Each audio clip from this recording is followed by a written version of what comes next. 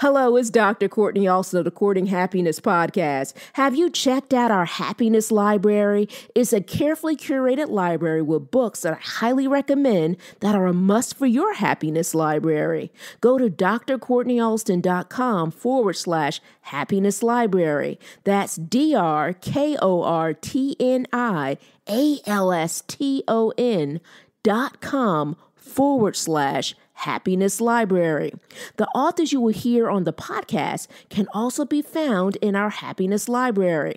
You can also purchase their books on our site. On top of that, your purchase also helps this podcast and the mission of courting happiness. Let's spread happiness and the word. Check out books on the Courting Happiness Library. It will not only change your life, but it can also help you with your next chapter too. Let's get back to the podcast.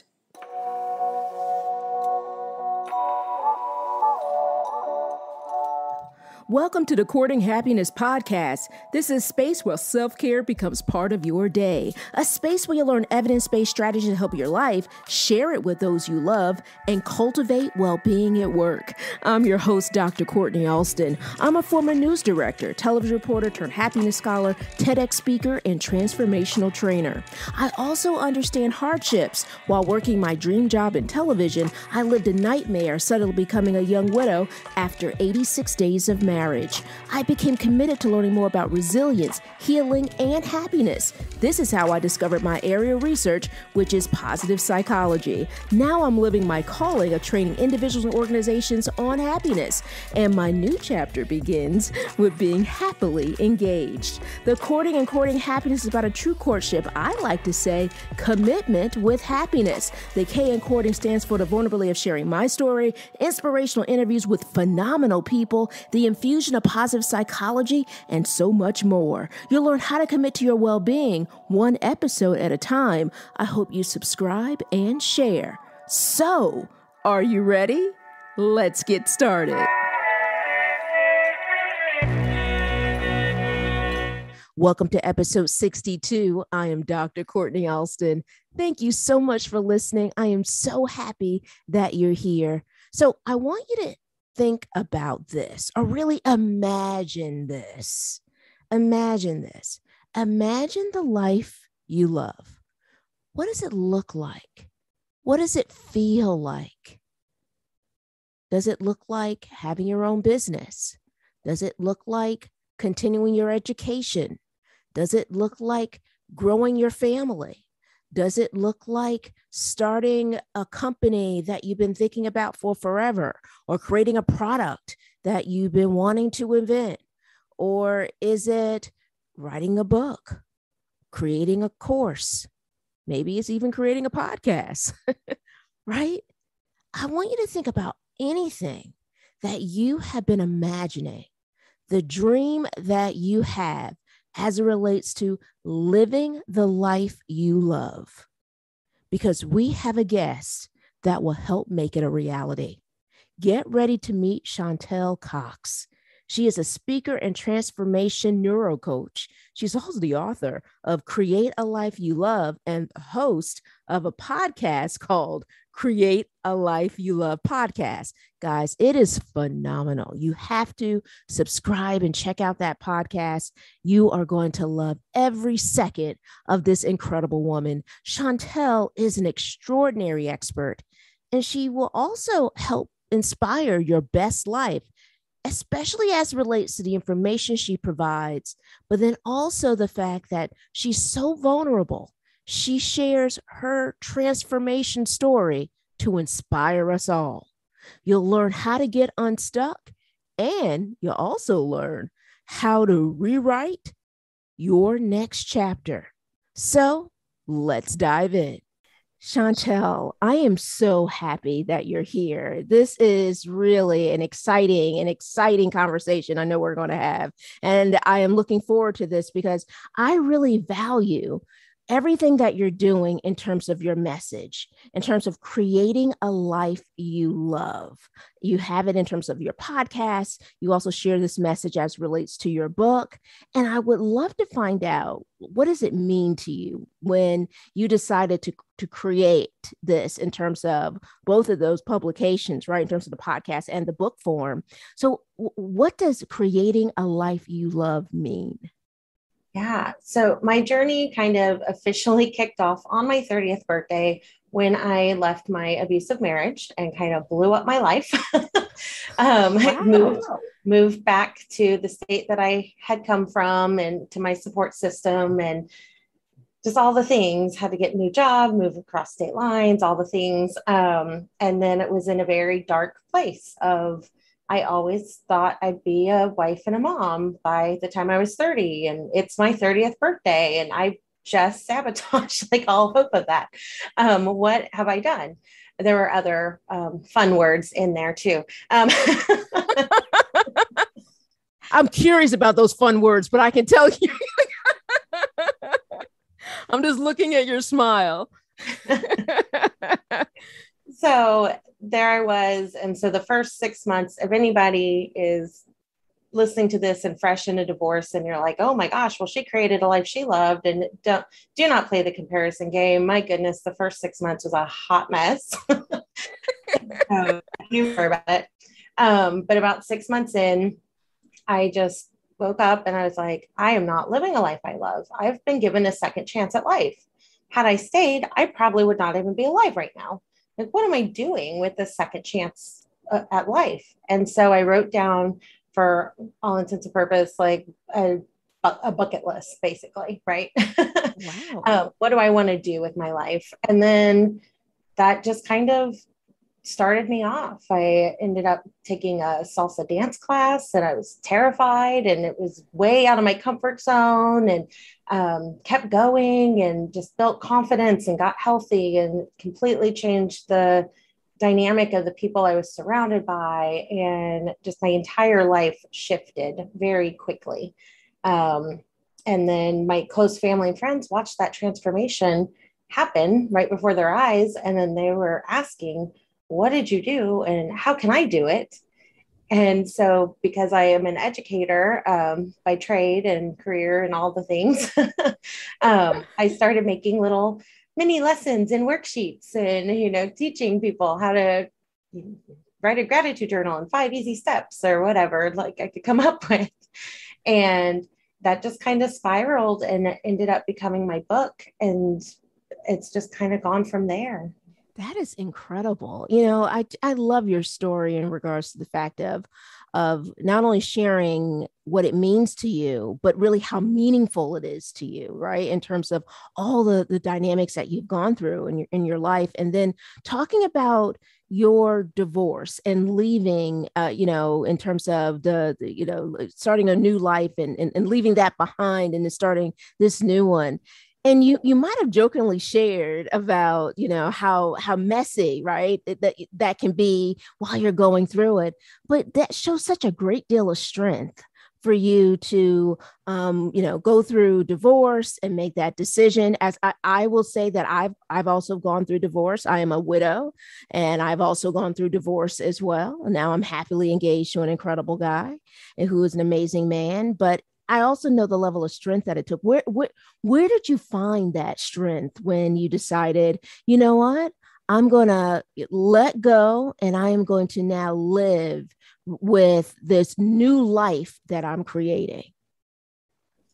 Yeah. A recent saying that's been coming up for me that may be the title of my second book is I love it. Yeah.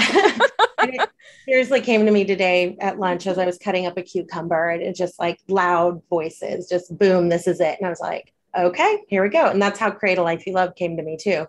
Wow. But so, yeah, my new thing is like, you are not stuck. You have a choice. There are variables in our life that we cannot control, but you have a choice in how you respond to it, how you react to it. The people you surround yourselves with, the environment that you're in, you can change the environment, you can change the people you're around. So I love that. You are not stuck, right? Because sometimes when we're in certain situations, we can feel like we're trapped. mm, And I love that because I had a visual when you shared that in terms of you're not stuck. I'm thinking about literally being in the mud, right? And you're trying to get out. But if you start to think your way out of that, then all can be possible, right? And so I love what you're sharing in terms of the fact of letting really your community and our audience understand the value of you can change that. You have a choice. So I love this in terms of the fact of your messages. And guys, she has an amazing podcast, which is called Create the Life You Love, right? How poignant, how perfect. And I love that you talk about creating that life. But what I also really treasure is that I feel that you kind of allow us to be architects in terms of designing, our life. What would you tell a listener that's hearing us right now in terms of taking some steps in terms of kind of starting to design the life that really they love? yeah, it all starts, I think, creating a very strong emotional vision for yourself is so foundational. And so, really thinking about every aspect of your life. Okay, so in my career, and I have 4 questions. I call them the Create a Life You Love 4 questions. And it's who do you want to be? Except for you ask yourself, so who do I want to be? What do I want to do? What do I want to have? And how do I want to feel? Ooh, I love that. And so I walk my clients through looking at every aspect of their life and really intentionally digging into those 4 questions. And so in your health, who do you want to be? Maybe you want to be a runner or a dancer or a hiker, whatever it is. And then, so what do you want to do? Well, I want to run and dance and hike. What do I want to have? So now we're looking at it at a different angle. So what do I really want to have? I want to have energy when I wake up. I want to have the stamina to do all the things that I want to do. I want to have the ability to go skydiving and not have to worry about, am I going to make a weight limit? Whatever it is, what do you want to have? And it's not, I mean, if you want to have the fancy car and fancy house, that's great. Go have those things. But really, like, what are the true things? What is that bringing you? And then the key one is, how do I want to feel? And I want to feel confident, vibrant, alive, strong, healthy, happy, all those things. And so really taking some very intentional time and diving into that exercise is so valuable to the foundational part of a journey, a transformational journey. Because once you have that, then you've created a gap because you've got your reality and your vision. And then our brain kicks in. I love that. I, Mhm. I love that in terms of all that you shared as it relates to really understand your wants, your desires, and ending it, kind of closing it with how does it make you feel? How did you come up with that dynamic? Because I think, it's interesting. I always share with individuals how to honor their feelings when they're going through their well-being, right? Honor your feelings. If you're feeling a certain way, and you're feeling that you're exhausted or you're feeling that you're tired, honor those feelings because, you want to honor what your body is telling you, right? And I love that you're talking about how to honor your feeling in terms of how does it make you feel? How did you come up with that dynamic in terms of the create your life plan? Yeah. So back in January of 2020, when I was doing live workshops and I had a live vision board workshop and I was prepping my presentation and materials for it. And when you're building a business and going through all these coaching programs and learning how to be an entrepreneur, everybody always asks, well, it's the be, do, have. But yeah, be, do, have. It's just those 3. Okay, in your business, who do you want to be? What do you want to do? What do you want to have? And you dream big and do all the things. So I was like, oh, I should incorporate that in this vision board party. But then it just kind of was like, but where's the emotion? Because the next step would be, once you know you've answered the 4 questions in all the areas, then you start tapping into your deep why and really getting to that emotional center as well. So I'm like, why would we skip the feel? Like, it just tied those 2 activities together for me and just made sense. And I've had the opportunity to train under Dr. Shannon Irvin, who has her PhD in neuropsychology. And so I've been trained in her NeuroCoaching method. And so much of what we know about brain science is that emotional center of the brain is so powerful. And so as I was creating the program, the little 2-hour workshop, it just was like, we've got to incorporate emotion into this. Like, how do you really want to feel? Ties those 3 questions to me together for me. And then there were several people who came to the workshop, and they brought all their fancy things, and they're like, I'm a Vision Bird Pro, like, and they're getting busy while I'm doing the presentation. They're like, I don't need this. But then they came up to me afterwards and they're like, I've never gone so in depth and looked at so many, like, this was very meaningful and very powerful. Thank you. Wow. So you really allowed them to go and to dive deeper into, what is meaningful for them. I love that you also, throughout the process of talking about feelings, that you also talked about the why, your why. Right. And so in my area of research, dealing with positive psychology and meaningful work being part of that, meaningful work scholars will ask the question, why am I here? And I love that you're asking that why, because it allows us to have a really deeper understanding of, purpose and what's meaningful for us and or to us. So in terms of even the external dynamics. Another thing that I love so much about Chantel and her book, by the way, I saw some familiar people in there in terms of positive psychology, which I was like, yes, when you talked about gratitude and talking about some of the great work with Dr. Robert Emmons and the wonderful work that he shares in terms of being one of the leading scholars in gratitude. Why is gratitude, of course, I'm biased, but why is gratitude so essential in terms of what you've constructed as it relates to creating the life you love? Yes. So in my book, every chapter is a new habit, and one of which is the gratitude.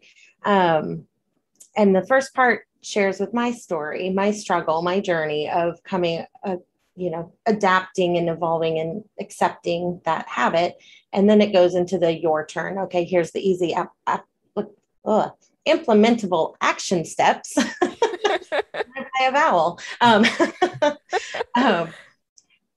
For anybody else to pick it up and take it. And so gratitude was one of those that I just really struggled with.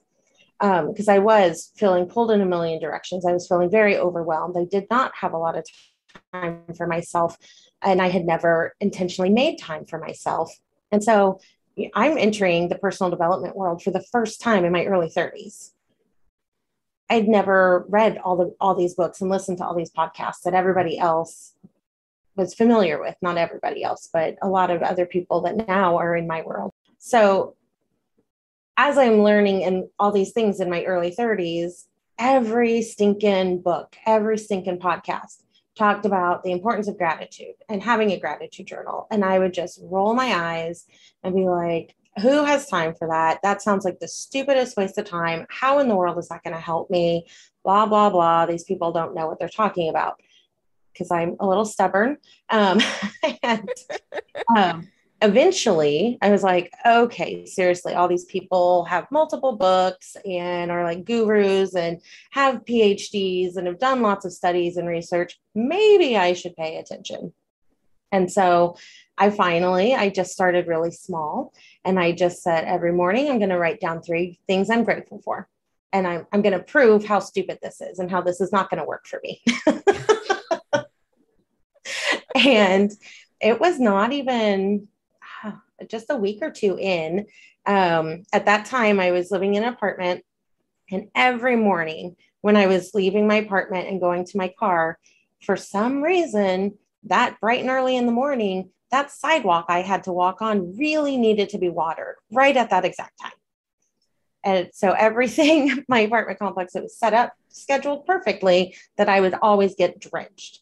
And it just started my day off yucky. And so one day I get to my car and I'm like, whew, the sprinklers. I didn't have to do my fun little avoid the sprinkler dance. How fun. And then I'm driving to work and I'm like, oh, would I have even noticed that if I hadn't started this gratitude journal like 2 weeks ago?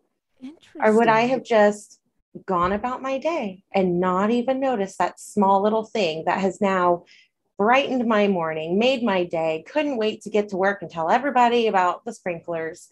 And I would not have noticed.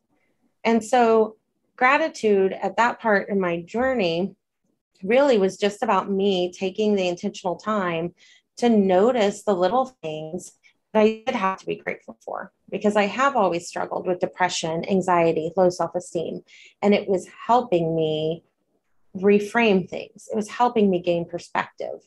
It was helping me get unstuck from some of those old thought patterns. I love that in terms of helping you get unstuck. And then I also really value that you talked about how it allowed you to kind of be present, and it shifted levels of you, right? In terms of that, what would you say to a person who's listening? And granted, if you're a listener that that tunes in pretty much every week, right? You're accustomed to hearing me talking about gratitude, but you could be a new listener out there and who is listening to Chantel and my, here we are talking about gratitude. Chantel, what would you say to them in terms of getting started as relates to practicing gratitude? Because I love hearing about other people's gratitude practices. Yeah, I always say if you're doing something different, your brain is going to throw up roadblocks and try and keep you safe, because it views anything that's different, any type of change, anything it's never done before, as unsafe. And so just acknowledge that. Thank your brain for keeping you safe. Let it know that this is a safe new thing you're doing. And then two things there's a thing called habit stacking, which you've probably discussed before. So Actually, I haven't discussed habits. Yes, I know all about it, but I have not discussed it. So this is exciting. So tell us, what is habit stacking? Habit stacking is huge because we already have ingrained habits that we don't even think about. But like, for example, my alarm goes off, I get up, I go brush my teeth. I don't ever forget to brush my teeth, but I also don't consciously think, and now I'm going to go brush my teeth. It just happens. I've done it so many times. My brain has automated. It is a habit. So instead of trying to, okay, I'm going to find this different time in my day and like just completely create this whole brand new thing that can get very overwhelming, I'm just going to stack it on a habit I already have. So maybe my gratitude journal is in my bathroom on my counter, so that after I'm done brushing my teeth, I write down 3 things I'm grateful for. Or maybe it's by my coffee pot, so that as I'm waiting for it to brew, I'm writing down 3 things I'm grateful for. So you're not completely starting a brand new habit. Absolutely. I see. I love habit stacking because as Chantel is mentioning, it allows you to take the habit that you're so accustomed to and just kind of marry it to it. And then it really helps you in terms of being consistent. It also, to me, it helps in terms of feeling less overwhelmed, right? Because when you're starting a new habit, you're trying to create anything new in your life, you may be thinking, oh gosh, how am I even going to include this? But then to me, habit stacking has been so wonderful in terms of my routine because it allows me to feel like, oh, okay, well, it's just a part of this, opposed to, okay, well, I better go and I better add that one more thing to my full focus planner, right? One more thing to my to-do list, right? But I love that in terms of the value of habit stacking. Chantel, I really appreciate you sharing that with the Courting Happiness podcast audience. You know, another thing that I find that is so transformative in terms of your work is the fact that you are really allowing us to think deep internally as relates to what we truly want, right? Creating the life you love. And then the fact that it's all about thinking about these habits. So in Chantel's book, she mentions 10 health habits to transform your life right now. So in your book, you mentioned prioritizing really you and your health. Why is that so important in the process of creating the life you love? We have one body. And so if we don't treat it right, then we're going to develop things that then do inhibit us from living out the vision that we want to create. And so if we want that energy, if we want that stamina, it's really the little tiny consistent things. You know, how much sleep did you get last night? How much water are you drinking? What are you fueling your body with? Is it coming from a drive through? Is it processed? Is it fresh? Like, what is it? Um, just so you can be your best self and then make those decisions to then do everything else that kind of rolls from there. And so, yeah, it's that I really try and ingrain that in my audience and my clients is it's not the giant, huge things that, yes, that's a huge celebration. That's a huge win, but that is a culmination of consistent, disciplined, tiny little action steps every day. Like it's great to graduate with a doctorate or to publish a book, but you didn't wake up one day and just do that. What did you do every single little day, tiny little baby steps that led to that finished product? I am shaking my head as Chantel is. I'm like, yes, yes, right? It because when you're thinking about your goal, you're like, okay, you're thinking in terms of what it is, but then it takes those, baby steps along the way to help you get there, and takes those in terms of, creating these habits, creating the consistency. And it's interesting that you shared that in terms of the doctorate, because when I was working on my PhD, I talk about her all the time, which is was my dissertation chair. Her name is Dr. Julie Dodd. She is phenomenal, a phenomenal person and a phenomenal mentor. One of the things that she would share with me is a little bit of Lamont saying in terms of taking it bird by bird. And so that that those habits, right, is thinking about kind of those baby steps or kind of taking it bird by bird, so to speak, to help you get along the way. I love that in terms of what you shared. You also talk about three tips that can really help you in terms of creating and designing your transformative life. What three tips would you provide in terms of what that looks like for us to kind of create the life we love? Yeah. So the whole book has 10, but obviously I can't go on every podcast and share all 10. So I have kind of narrowed it down to what were the first three that really got the ball rolling for me. The first one was gratitude, which we discussed. The second one we kind of touched point on, but it's busting out of your comfort zone and Ooh, I doing like that. yes. Every chapter's title is like an action. So like chapter 1 is make you a priority. Chapter 3 is bust out of your comfort zone. It's like, it's a very action, like it takes action to create a life you love. And so busting out of your comfort zone is scary at first, But then as you do it, as you practice that skill, your comfort zone gets bigger and bigger and bigger.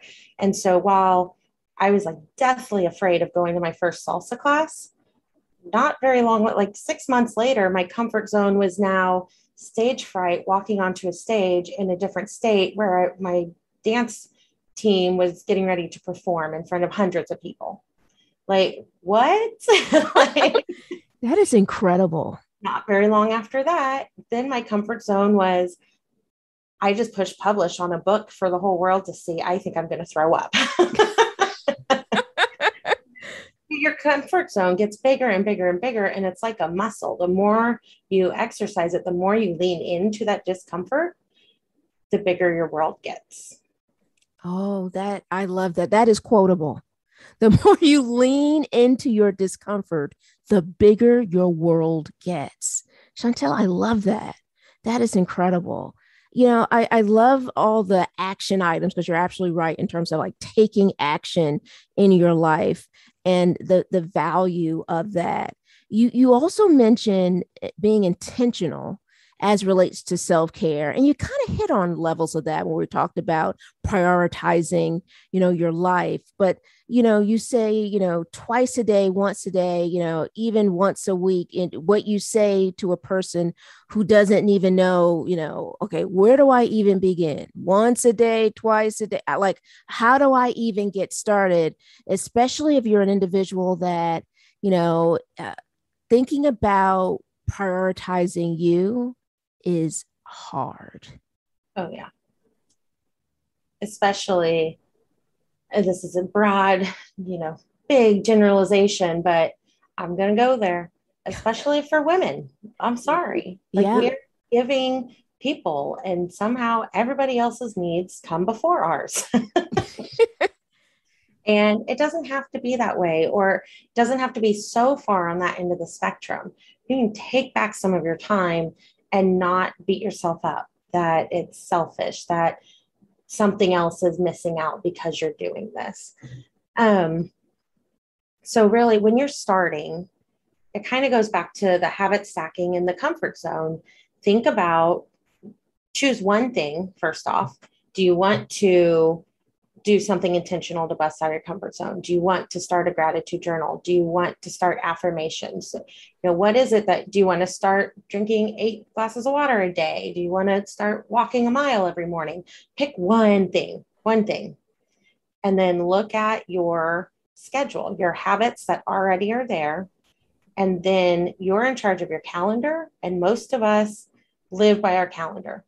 So put it on your calendar that from this time to this time, I am going for a walk, or this time to this time, I'm doing my affirmations or gratitude, or whatever it is, and embed it in a place that makes sense. That's not so far out of your norm that it becomes overwhelming and scary. And then just start at a level where if one doesn't feel out of your comfort zone, then go for 2. But if one feels like, how am I ever going to do that? Then stay there until you're ready to go to 2. I love that in terms of really kind of being kind to yourself along the way, right? Kind of listening to yourself in terms of, the next step that you take. And it's okay if you might have to, backtrack just a little bit, but just taking those really baby steps, right? In terms of getting there. You talked about helping your audience with their why. And I really would love to hear more about your why in terms of why this message has been so important to you in terms of sharing it, and then some transformative success stories from your community that just makes you just, kind of feel really immersed with your why in terms of saying, wow, I'm really grateful, right, for all the things that I have been able to share with my audience to help them get to creating the life that they love. Yes. Oh, I want to jump to that because I love bragging about my my tribe. Brag, I love it. So then my brain started thinking of all the stories. Okay. So you asked about my why. Yeah. Okay. So we do have a choice. We've covered that. And so at some point I had the choice of, do I sit here and feel sorry for myself and say, oh, I'm never going to be a mom and I'm just bad at relationships and look at this trauma that happened to me and all these things happened to me and woe is me? Or do I take a different path, rebuild myself, create a life that I love? That's really all I planned to do.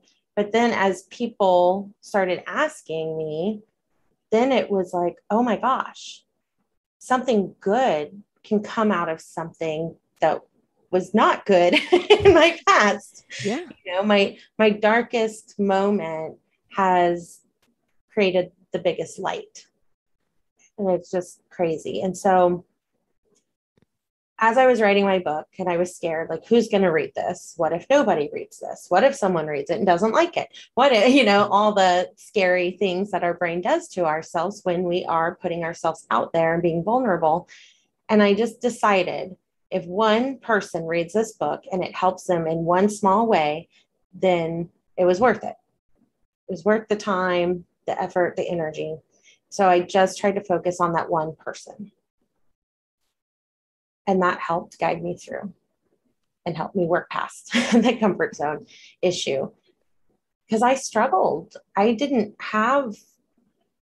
was picking up books and listening to podcasts of people that their audience were other people who were very familiar with their teachings. So it was very overwhelming and above my head. And I had to like bring it way down to like self-care for dummies, like style, and learn it. And it was hard. And it was messy and it took a long time. And so now my biggest passion is to find women in that similar place of, they're starting on their journey. They want a transformation. They're going through some type of transition in their life and they just don't know where to go. They don't know where to start. And I just want to cut your time in half. I want to make it simple and easy and clear, and where you feel supported and safe and you have a community and all the things that I so wish that I had on my journey when I was starting. Yes, I got to the other side, but it didn't have to be so messy, so overwhelming, or so hard. I love that. I love that I love that you're sharing how messy it can be, because I think sometimes when we as humans, right, and we start, especially if we start comparing, I love social media. I love it. I always feel like I have to give a disclaimer every time I say that, because because I love social media, but then sometimes when we're on it, we can start socially comparing, right? In terms of looking at someone else's life and saying, "Oh my gosh, it seems so perfect," but the reality is that we go through messy periods in our lives, and I love how you share it, and you really empower really all of us to embrace it and to kind of, walk through the messiness to kind of get through this really incredible mosaic as it relates to this new beginning in terms of our lives. So I love that you share that. And so I loved the messaging in regards to your community. Is there a personal story from someone that you might want to share that really, when you look at it and you go, wow, I'm so grateful that I didn't let all those voices, right, that negative thinking kind of get to me and saying, no, write the book, what? But instead of, yes, writing the book because, and then seeing how so many people have really benefited from it. Is it that one person that comes to mind? There's lots, but I will share one so your audience isn't here all day. We would love it. Don't even think about the time. So very early on in my journey, very early on in all the limiting beliefs and all the fear and all the scarcity and all the things, I just published my book, and local businesses. I live in Wichita, Kansas, and my goodness, is my community amazing. We love to shop local, eat local, drink local, support local art, authors, anything. Anything with local attached to it. People show up in swarms. Businesses can't wait to support. It's amazing. And so a few people knew that I wrote the book. And then all of a sudden businesses are like, you're a local author. I'll host a book signing. And I'm like, I better Google how to do a book signing. I thought it was just going to be on Amazon and do its thing. And like, I didn't really have to tell people about it or do anything with it. And I got connected with this other just dynamic woman. And she read the book and said, this has got to get out in the world. And I was like, yeah, I mean, it's on Amazon. Yeah. And she's like, no, here's what we're doing. She's like, we're going to partner up and we're going to take your 10 chapters. And for 10 weeks, we're going to go around Wichita and highlight 10 restaurants or 10 local businesses, bring in 10 local foods, 10 local drinks. Everybody's going to promote everybody else's thing. And we're going to really get this amped up. And I'm like, I do not have time for this. And she's like, I love this stuff. I'll organize it all. And I'm like, okay. And so me and her went around and we did my first experience of kind of a group coaching type thing with my book. It was more group teaching that time around. Well, that's how I thought it was, but it did turn into coaching. And then the community, the following, like, because the first week there's maybe like 3 people and I knew 2 of them. And like, by the end, we had over 30 people. And that experience was amazing. But I'd have to look and remind myself, but whatever chapter is Affirmations, that is the first week that this amazing woman walked in the door. Because for Affirmations, we went to a local little art studio where you all like sip wine and paint all the same paintings. And they let us come in and paint rocks so that we could write an affirming word on a rock. As I taught about that chapter, people could be painting their rocks. And this gal happened to see it on a Facebook or Eventbrite event. And she's like, oh, I love that place. Oh, it's free. Oh, and there's free food and drink. So she called a friend and they just showed up having no idea other than that. There was free food, drink, and painting of rocks. And there's going to be some author and whatever, who cares? Well, the previous week had been gratitudes, where we had made our own gratitude journals at a different art studio. And we made a few extras and those became raffle prizes.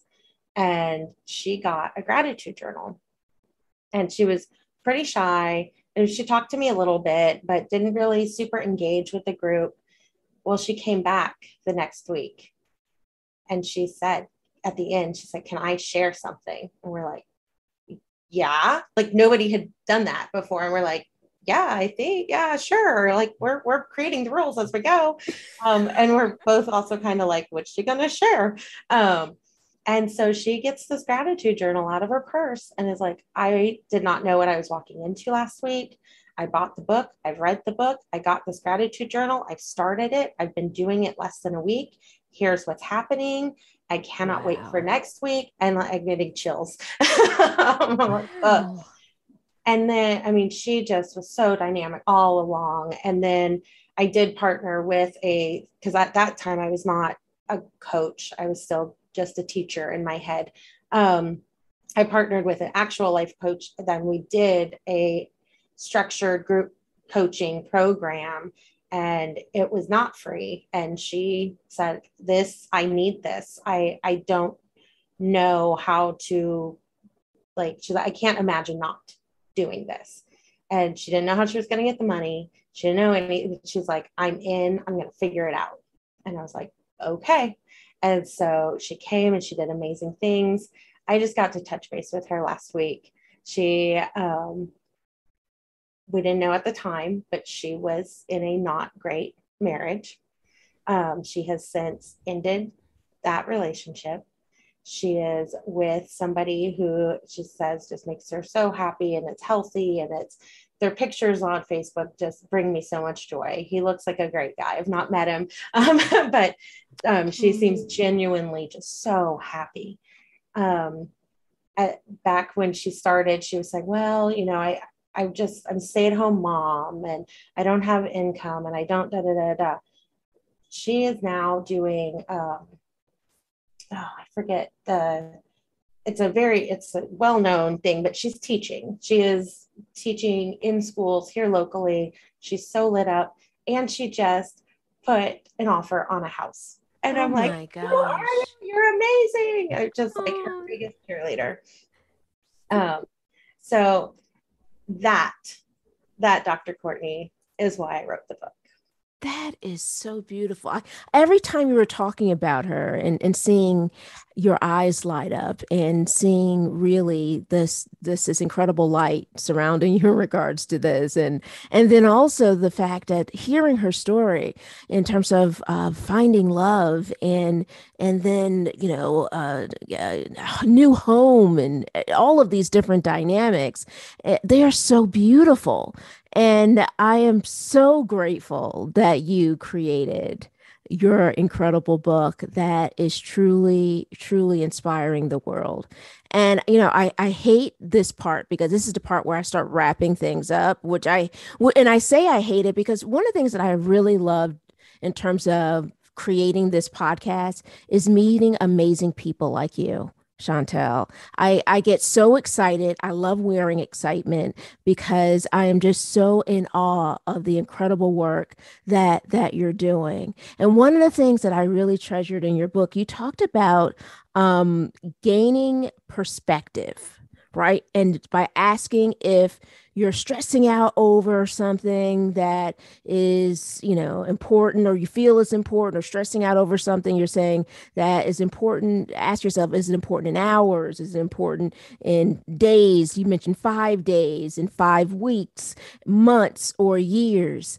How do you go about practicing that? Because I think that is so brilliant because it really allows us to have true insight and perspective.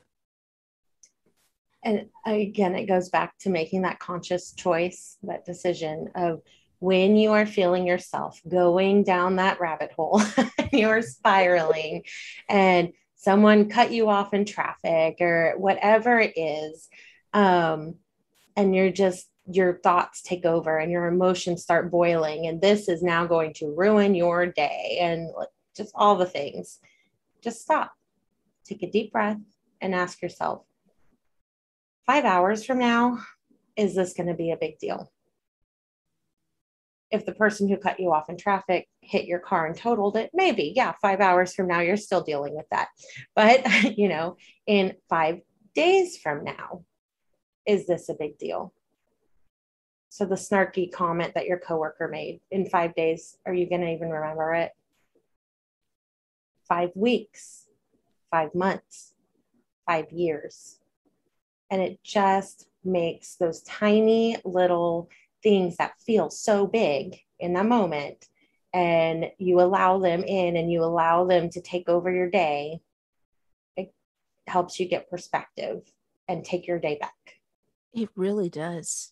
It really does allow us to take our day back. I love that in terms of really thinking about it in terms of the hours and making it, it's almost like everything that you shared makes it smaller, smaller, and smaller. And I love that in terms of having us gain insight as it relates to that. So I also love to ask guests this question, and it is, how do you commit to your happiness journey? How do you commit to your well-being? What do you do to make sure that you commit to you? Yeah. For me, like phase 1 of my coaching program is all about the vision, creating that vision and tapping into that why and bringing all those emotions, because willpower fails. You're going along and you get tired and you don't want to get out of bed and work out, or you don't want to get out your gratitude journal or whatever you've committed to. You just don't want to. But if you go back to that vision and you get that emotion, then it helps push you, not just push you, it's pulling you towards that vision, and you can't not take the calling. You don't want to let that vision go. You don't want to stay in your current reality because you've created such a strong vision. I love that in terms of really kind of maintaining your vision throughout it all. And so, for our audience that is saying, you know what, I want to hear more about Chantel and her incredible work, where can they find you? Yes, I am most active on Facebook, and I have a free group called the Create a Life You Love community. And then I have an Instagram. I just am not that cool, so I don't do too much with it. And also I find my ideal clients aren't really on Instagram, so I'm like not going to invest too much time in it. They're very happy and comfortable on Facebook. And so we're kind of hanging out there for right now. And then come listen to the Create a Life You Love podcast, because I know I'm going to have Dr. Courtney on as a guest. I am so looking forward to it. Chantel, you were incredible. Thank you so much for the incredible work that you're doing. Thank you so much for giving us so much insight. And also, I truly am truly grateful for all the incredible work you are doing in terms of letting us all remember the importance of our why. Thank you so much for being here today. Thank you so much for having me. Let's continue this conversation online. Email us at podcast@drcourtneyalston.com. That's podcast@drcourtneyalston.com. Join us on Instagram at Courting Happiness. Don't forget, that's courting with a K. Also, I hope you join our private Facebook community. You can find us at Courting Happiness Podcast Community. Our private Facebook group is a safe haven to share, meet more people looking to build positive relationships, focus on well-being, and create a happier life. Now, are you ready to spread happiness? We hope you subscribe and share this podcast with your family, friends, coworkers, and all the important people in your world. We release a new episode every Thursday. Congratulations on your continued commitment to your courting happiness journey. Thank you so much for listening. We want you to be well, be happier, and be kinder to yourself. We can't wait to see you next week.